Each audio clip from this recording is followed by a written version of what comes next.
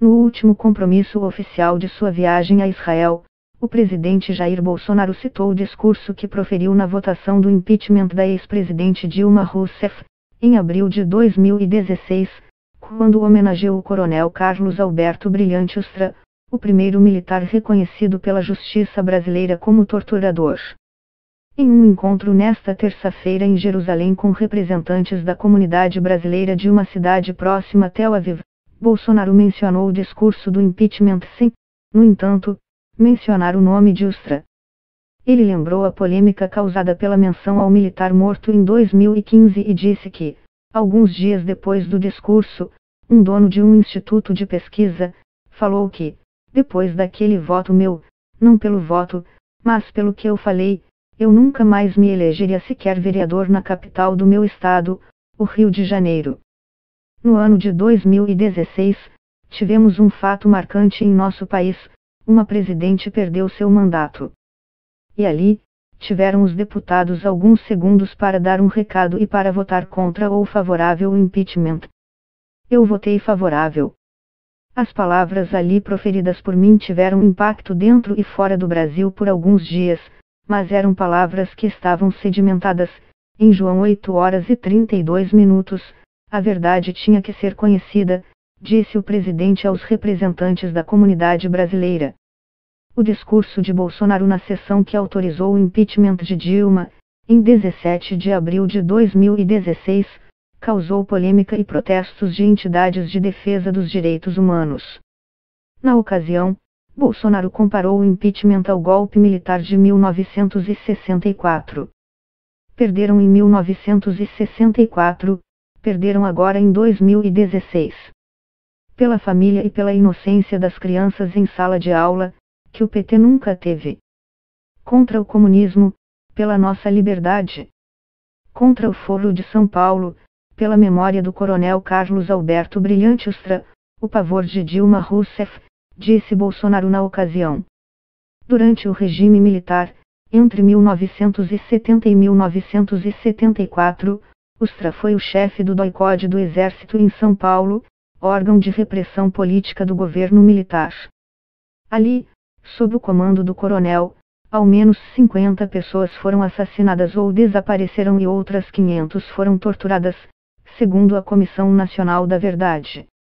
A menção de Bolsonaro ao discurso acontece dias depois de o governo ter se envolvido em polêmicas a respeito das comemorações dos 55 anos do golpe militar de 1964.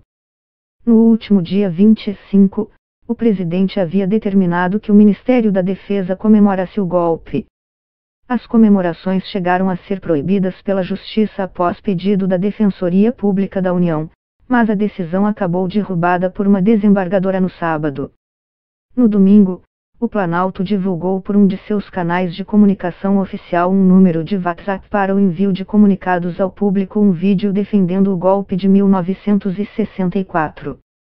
O mesmo vídeo foi divulgado nas redes sociais pelo deputado federal Eduardo Bolsonaro, PSL-SP, filho do presidente. Questionado algumas vezes sobre o vídeo durante a viagem a Israel, o porta-voz da presidência, Otávio Rego Barros, afirmou que o Planalto não comentaria sua divulgação. Em Jerusalém, Bolsonaro também foi questionado por repórteres se considera o nazismo o regime responsável pelo genocídio de 6 milhões de judeus, além de homossexuais, deficientes, testemunhas de Jeová, entre outros, como um movimento de esquerda ou de direita. Não há dúvidas de que foi um movimento de esquerda, Partido Nacional Socialista da Alemanha, disse o presidente, aludindo ao nome oficial do partido liderado por Adolf Hitler. A classificação do partido nazista como parte da direita vai de encontro com opiniões expressadas pelo ministro das Relações Exteriores, Ernesto Araújo. Em um post recente em seu blog, Metapolítica 17, Araújo escreveu que a esquerda fica apavorada cada vez que ressurgiu o debate sobre a possibilidade de classificar o nazismo como um movimento de esquerda, explicando que, em sua opinião, o nazismo foi um movimento esquerdista.